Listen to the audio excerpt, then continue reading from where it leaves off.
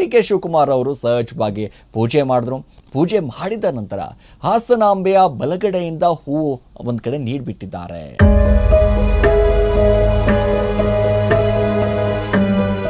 ಡಿ.ಕೆ. ಮುಂದಿನ ಸಿಎಂ ಅನ್ನುವಂತ ಲೆಕ್ಕಾಚಾರ. ಸಿದ್ದರಾಮಯ್ಯ ಒಂದಿಷ್ಟು ಸ್ಥಾನದಿಂದ ಕೆಳಗಿಳಿಬಿಟ್ರೆ ಪ್ರಮುಖವಾಗಿ ದಲಿತರನ್ನ ಈ ಬಾರಿ ಸಿಎಂ ಮಾಡಬೇಕು ಅನ್ನುವಂತ ಒಂದು ಕೂಗು. ಕೇಂದ್ರದಲ್ಲಿ ನಾವು ಅಮಿತ್ ಶಾ ಅವರನ್ನ ಚಾಣಾಕ್ಷ ಅಂತ ಕರಿತೀವಿ. ಕರ್ನಾಟಕದ ಚಾಣಾಕ್ಷ ಅಂತಂದ್ರೆ ಯಾರು ಅಂತಂದ್ರೆ ಅದು ಡಿ.ಕೆ. ಶಿವಕುಮಾರ್.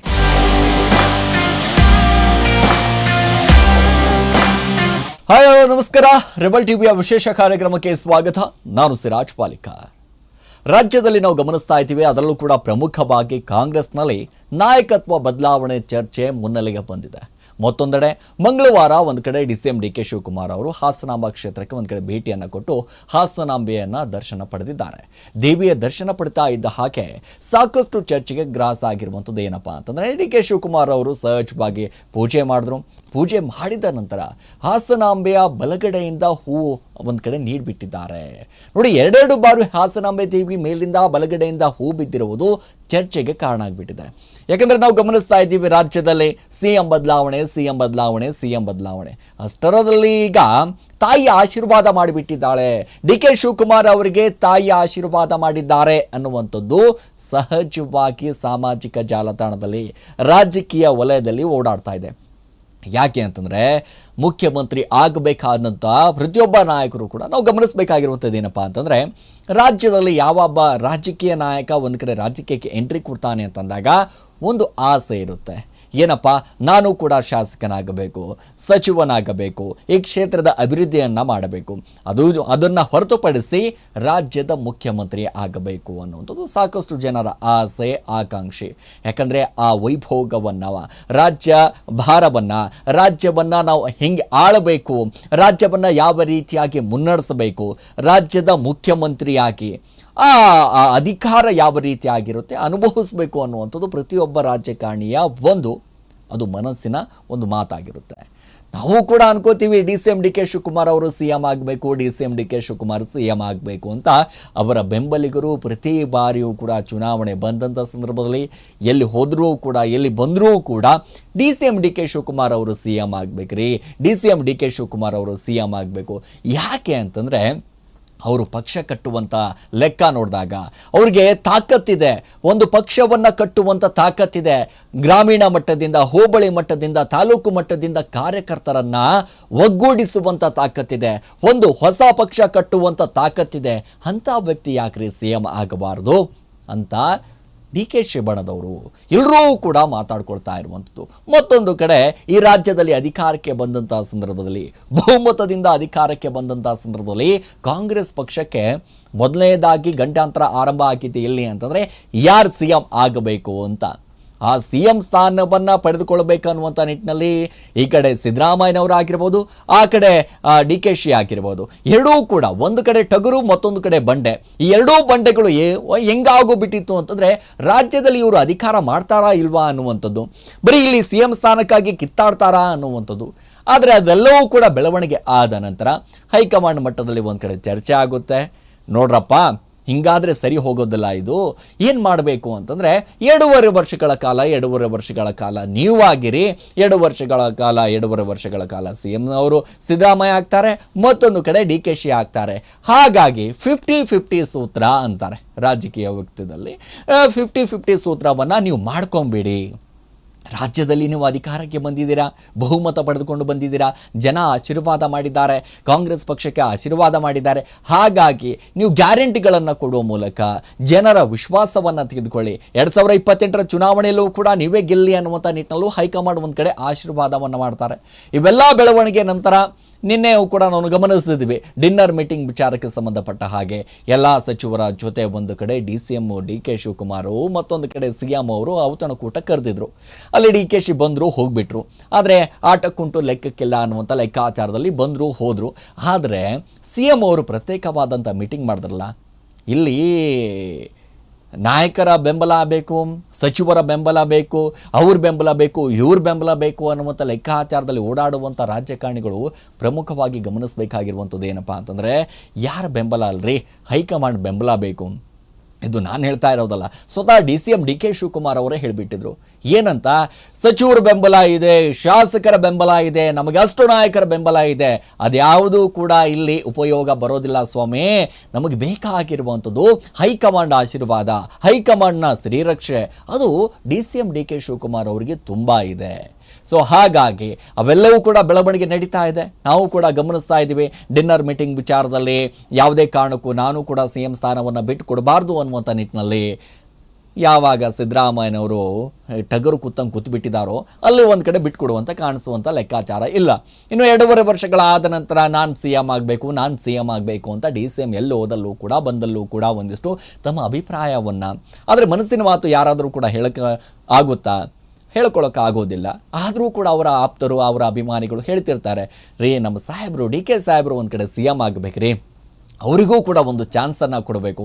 ಎಷ್ಟು ಬಾರಿ ಅಂತ ಅವರು ಕೂಡ ಓಡಾಡ್ತಾರೆ, ಅವರೂ ಕೂಡ ಒಂದು ಕ್ಯಾಪಬಿಲಿಟಿ ಇದೆ, ಅವರಿಗೂ ಕೂಡ CM ಆಗುವಂಥ ಗತ್ತಿದೆ, ಅವರೂ ಕೂಡ ಒಂದಿಷ್ಟು ರಾಜ್ಯಭಾರವನ್ನು ಮಾಡಬೇಕು ಅಂತ ಅಂದ್ಕೊಳ್ತಿದ್ದಾರೆ. ಆದರೆ ಯಾರೂ ಕೂಡ ಆಶೀರ್ವಾದ ಮಾಡ್ತಾ ಇಲ್ಲ ಅಂತಿದ್ರು. ಆದರೆ ವರ್ಷಕ್ಕೊಮ್ಮೆ ಗರ್ಭಗುಡಿಯನ್ನು ತೆಗೆಯುವ ಮೂಲಕ ಎಲ್ಲರನ್ನ ದರ್ಶನ ಕೊಡುವಂಥ ಹಾಸನಾಂಬೆ ದೇವಸ್ಥಾನಕ್ಕೆ CM DK ಶಿವಕುಮಾರ್ ಭೇಟಿ ಕೊಟ್ಟ ನಂತರ, ಅದು ಪ್ರಮುಖವಾಗಿ ಈ ರೇಸ್ನಲ್ಲಿ ಇದ್ದಾರೆ ಅಂತಲ್ಲ, ಈ ಒಂದು ಒಳ್ಳೆ ಕೆಲಸ ಆಗ್ತಾ ಇದೆ, ಒಂದು ಮುಂದಿನ ಉಜ್ವಲವಾದಂಥ ಒಂದಿಷ್ಟು ಭವಿಷ್ಯ ಇದೆ, ರಾಜಕೀಯದಲ್ಲಿ ತನ್ನದೇ ಆದಂಥ ಛಾಪವನ್ನು ಮೂಡಿಸಿದಂಥ ಬಂಡೆಯ ಆಶೀರ್ವಾದವನ್ನು ಮಾಡಿದವರು ಯಾರ್ರೀ?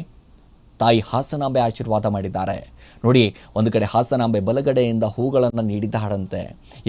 2 ಬಾರಿ ಹೂಗಳನ್ನು ಕೊಟ್ಟಿದ್ದರಿಂದಾಗಿ ಸಾಕಷ್ಟು ಚರ್ಚೆಗೆ ಗ್ರಾಸ್ ಆಗಿಬಿಟ್ಟಿದೆ. ಯಾಕಂದರೆ CM ಹುದ್ದೆ ರೇಸ್ನಲ್ಲಿದ್ದಾರೆ. DK ಶಿವಕುಮಾರ್ ಹಾಸನಾಂಬೆಯ ಒಂದು ಕಡೆ ಆ ಅಭಯವನ್ನು ನೀಡಿಬಿಟ್ಟಿದ್ದಾರೆ ಅನ್ನುವಂಥದ್ದು. ನಾನು ನಿನ್ನ ಬೆನ್ನ ಇದ್ದೇನೆ, ನಿನಗೆ ನಾನು ಆಶೀರ್ವಾದವನ್ನು ಮಾಡಿದ್ದೇನೆ, ಹೋಗು ನೀನು ಮುಂದಿನ CM ಆಗು ಅನ್ನುವಂಥ ಲಿಂಕ್ನಲ್ಲೂ ಕೂಡ ತಾಯಿ ಆಶೀರ್ವಾದ ಮಾಡಿಬಿಟ್ರ. ಕುಟುಂಬ ಸಮೇತವಾಗಿ ಹೋದರು, ಒಂದು ಕಡೆ ಆಶೀರ್ವಾದ ಪಡೆದರು, ಪೂಜೆ ಮಾಡಿದ್ರು, ವಿಶೇಷವಾದಂಥ ಪೂಜೆ ಪುನಸ್ಕಾರ ಮಾಡಿ ಒಂದು ಕಡೆ ಬಂದಂಥ ಸಂದರ್ಭದಲ್ಲಿ ಇದೀಗ ರಾಜಕೀಯ ವಲಯದಲ್ಲಿ ಚರ್ಚೆ ಆಗ್ತಾ ಇರುವಂಥದ್ದೇನು, ಹಾಸನಾಂಬೆ ಆಶೀರ್ವಾದವನ್ನು ಮಾಡಿದ್ದಾರೆ, DK ಮುಂದಿನ CM ಅನ್ನುವಂಥ ಲೆಕ್ಕಾಚಾರ. ಹಾಗಾಗಿ ಇಷ್ಟೆಲ್ಲವೂ ಆಗ್ತಾ ಇದೆ, ಹಾಗಾಗ್ತಾ ಇದೆ, ಹೀಗಾಗ್ತಾ ಇದೆ ಅನ್ನುವಂಥ ಮಾತುಗಳು. ಅದು ಏನೇ ಆಗಲ್ರಿ, ತುಂಬ ಖುಷಿ ವಿಚಾರ. ಹೌದಪ್ಪ, CM DK ಶಿವಕುಮಾರ್ ಒಂದು ಕಡೆ CM ಆಗ್ತಾರೆ ಅಂತಂದರೆ ಅದು ಬಹಳ ಅದ್ಭುತವಾದಂತು. ಯಾಕಂದರೆ 2.5 ವರ್ಷಗಳ ಕಾಲ ಅಧಿಕಾರ ಹಂಚಿಕೊಂಡು ರಾಜ್ಯದಲ್ಲಿ ಒಂದಿಷ್ಟು ಅಧಿಕಾರ ಮಾಡುವಂಥ ಒಂದು ಅಗತ್ಯದೆಯಲ್ಲ, ತುಂಬ ಖುಷಿ ವಿಚಾರ. ಆದರೆ ಈ ಕಾಂಗ್ರೆಸ್ ಪಾಳ್ಯದಲ್ಲಿ ಕೇವಲ CM DK ಶಿವಕುಮಾರ್ ಮಾತ್ರ ಇಲ್ಲಿ ರೇಸ್ನಲ್ಲಿಲ್ಲ, ಸಾಕಷ್ಟು ನಾಯಕರಿದ್ದಾರೆ. ಇವ್ರನ್ನ ತೆಗೆದುಬಿಟ್ರೆ CM ಏನಾದರೂ ಇಲ್ಲಿ ಸಿದ್ದರಾಮಯ್ಯ ಒಂದಿಷ್ಟು ಸ್ಥಾನದಿಂದ ಕೆಳಗಿಳಿಬಿಟ್ರೆ ಕೆಲವೊಂದಿಷ್ಟು ನಾಯಕರು ಪ್ರಮುಖವಾಗಿ ದಲಿತರನ್ನ ಈ ಬಾರಿ CM ಮಾಡಬೇಕು ಅನ್ನುವಂಥ ಒಂದು ಕೂಗು. ದಲಿತರನ್ನ ಮಾಡ್ರಿ, ಕರ್ನಾಟಕ ಇತಿಹಾಸದಲ್ಲಿ ಇಲ್ಲೂ ಕೂಡ ಆಗಲಿಲ್ಲ, ಮಾಡಿ. ಯಾಕೆ ಸತೀಶ್ ಜಾರಕಿಹೊಳಿ ಇಲ್ವಾ, G ಪರಮೇಶ್ವರ್ ಅವರಿಲ್ವಾ, ಮಹದೇವಪ್ಪನವರಿಲ್ವಾ, ಅಂಥ ನಾಯಕರುಗಳಿದ್ದಾರೆ, ಅವರನ್ನು ಮಾಡಿ ಅಂತ ಅವರ ಅಭಿಮಾನಿಗಳು ಕೂಡ ಅವರವರ ಕ್ಷೇತ್ರದಲ್ಲಿ ಸಹಜವಾಗಿ ಯಾವಾಗ ಒಂದಿಷ್ಟು ಭೇಟಿ ಕೊಡುವಂಥ ಕೆಲಸವನ್ನು ಮಾಡ್ತಿರ್ತಾರಲ್ಲ, ಅವರ ಅಭಿಮಾನಿಗಳು ಒಂದು ಕಡೆ ಕೂಗಿರುತ್ತೆ, ನಮ್ಮ ನಾಯಕರು ಕೂಡ CM ಆಗಬೇಕು, ನಮ್ಮ ನಾಯಕರು ಕೂಡ ಸಚಿವರಾಗಬೇಕು ಅನ್ನುವಂಥದ್ದು. ಆದರೆ ಆಶೀರ್ವಾದ ಸಿಗಬೇಕಾಗಿರುವಂಥದ್ದು ಯಾರ್ದು? ಹೈಕಮಾಂಡ್ದಲ್ವಾ? ಈ ಹೈಕಮಾಂಡ್ ಬೆಂಬಲ ಇರುವಂಥದ್ದು ಅತಿ ಹೆಚ್ಚಾಗಿ DK ಅವರಿಗೆ.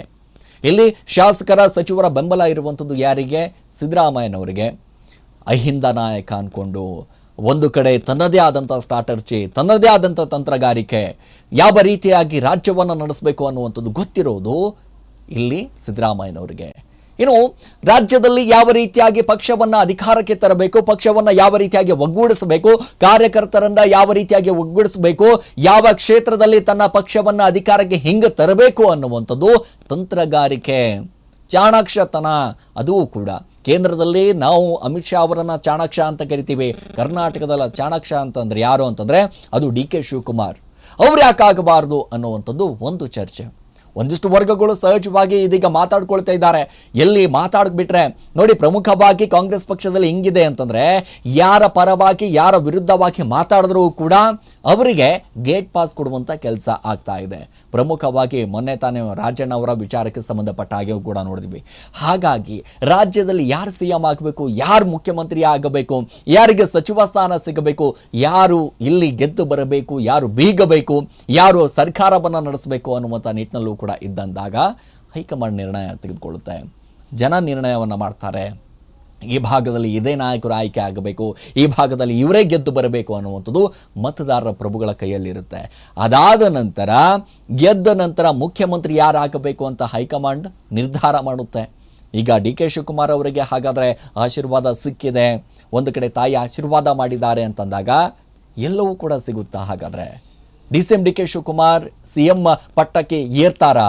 ಪಟ್ಟಾಭಿಷೇಕ ಯಾವಾಗ ಆಗುತ್ತೆ? ಹಾಗಾದರೆ ಏನು CM ಸ್ಥಾನದಿಂದ ಸಿದ್ದರಾಮಯ್ಯ ಕೆಳಗಿಳಿತಾರಾ? ಇವರಿಗೆ ಬಿಟ್ಟು ಕೊಡ್ತಾರಾ? ಯಾಕಂದರೆ ಪೂರ್ಣಾವಧಿಯವರೆಗೂ ಕೂಡ ನಾನೇ ಇರ್ತೀನಿ ಅಂತ ಖಡಾಖಂಡಿತವಾಗಿ ಕಡ್ಡಿ ಮುರಿದಂಗೆ ಹೇಳ್ತಾ ಇರುವಂಥ ಸಿದ್ದರಾಮಯ್ಯ ಒಂದು ಕಡೆ ಆದರೆ, ಅವರ ಬೆಂಬಲಿಗರು ಕೂಡ, ಅವರ ಪರವಾಗಿರುವಂಥ ಸಚಿವರು ಕೂಡ ಸಿದ್ದರಾಮಯ್ಯನವರೇ 5 ವರ್ಷಗಳ ಕಾಲ ಪೂರ್ಣಾವಧಿ ತನ ಅವರೇ CM ಆಗಿರ್ತಾರೆ, ಯಾರಿಗೂ ಕೂಡ ಬಿಟ್ಟು ಕೊಡೋ ಅವಶ್ಯಕತೆ ಇಲ್ಲ ಅಂತ ಹೇಳ್ತಾರೆ. ಆದರೆ DK ಮನಸ್ಸಿನಲ್ಲಿ ಒಂದಿಷ್ಟು ಮಾತುಗಳು ಓಡಾಡ್ತಾ ಇರುತ್ತೆ. ಯಾಕಪ್ಪ ಈ ನಾಯಕರು ಹಿಂಗೆ ಮಾತಾಡ್ತಾರೆ? ನನಗೂ ಕೂಡ ಒಂದು ಆಸೆ ಇರುತ್ತಲ್ಲ, ನಾನೂ ಕೂಡ CM ಆಗಬೇಕು ಅನ್ನುವಂಥ ಆಕಾಂಕ್ಷೆ ಇರುತ್ತೆ. ಕೇವಲ DK ಶಿವಕುಮಾರ್ ಅವರಿಗೆ ಮಾತ್ರ ಅಲ್ಲ, ರಾಜಕೀಯಕ್ಕೆ ಬಂದಿರುವಂಥ ಪ್ರತಿಯೊಬ್ಬ ರಾಜಕೀಯ ವ್ಯಕ್ತಿಗೂ ಕೂಡ ಇರುವಂಥದ್ದು ಆಸೆ ಏನಪ್ಪ ಅಂತಂದರೆ, ನಾನೂ ಕೂಡ ಮುಖ್ಯಮಂತ್ರಿ ಆಗಬೇಕು ಅನ್ನುವಂಥದ್ದು. ಆ ವೈಭೋಗವನ್ನು, ಆ ರಾಜ್ಯಭಾರವನ್ನು, ನಾನೂ ಕೂಡ ಅಧಿಕಾರವನ್ನು ಇಲ್ಲಿ ತೋರಿಸಬೇಕು, ಅಧಿಕಾರವನ್ನು ಸ್ವೀಕಾರ ಮಾಡಿಕೊಳ್ಳಬೇಕು. ಆ CM ಪಟ್ಟ ಅನ್ನುವಂಥದ್ದು ಇದೆಯಲ್ಲ, ರಾಜ್ಯದ ಮುಖ್ಯಮಂತ್ರಿ ಅನ್ನಿಸ್ಕೊಳ್ಳುವಂಥದ್ದು ಇದೆಯಲ್ಲ, ಅದು ಬಹಳಷ್ಟು ಜನರಿಗೆ ಒಲಿದು ಬರೋದಿಲ್ಲ. ಆದರೆ ಒಲಿದು ಬಂದವರಿಗೂ ಕೂಡ ಸಾಕಷ್ಟು ಜನ ಇರೋದಿಲ್ಲ. ಸಾಕಷ್ಟು ಜನರಿಗೆ ಬೇರೆ ಬೇರೆ ರೀತಿಯಾಗಿ ಒಲಿದು ಬಂದಿರುತ್ತೆ. ಆದರೆ ಅದು ಬಿಡಿ, ಆದರೆ ಜನರಿಂದ ಆಯ್ಕೆ ಹಾಕಿ, ಜನರಿಂದ, ಸಚಿವರಿಂದ, ಶಾಸಕರಿಂದ ಆಯ್ಕೆ ಹಾಕಿ ಇವರೇ ನಮ್ಮ ನಾಯಕರು, ಮುಂದಿನ 5 ವರ್ಷಗಳ ಕಾಲ ಇವರೇ ನಮ್ಮ CM ಆಗಿರ್ತಾರೆ ಅಂತಂದರೆ ಅದು ಹೆಮ್ಮೆ ಅನಿಸುತ್ತೆ. ಹಾಗಾದರೆ DK ಬಹುಶಃ ಏನಾಗಬಹುದು, ಏನು ಕತೆ? ಅದೆಲ್ಲವೂ ಕೂಡ ತಾಯಿ ಆಶೀರ್ವಾದದಿಂದಾಗಿ ಏನಾದರೂ DK CM ಆಗ್ತಾರಾ ಅಂತ ಕಾದು ನೋಡಬೇಕಾಗಿದೆ. ಇದಾಗಿತ್ತು ಇವತ್ತಿನ ವಿಶೇಷ. ನಿರಂತರ ಸುದ್ದಿಗಾಗಿ ನೋಡ್ತಾ ಇರಿ ರೆಬಲ್ TV.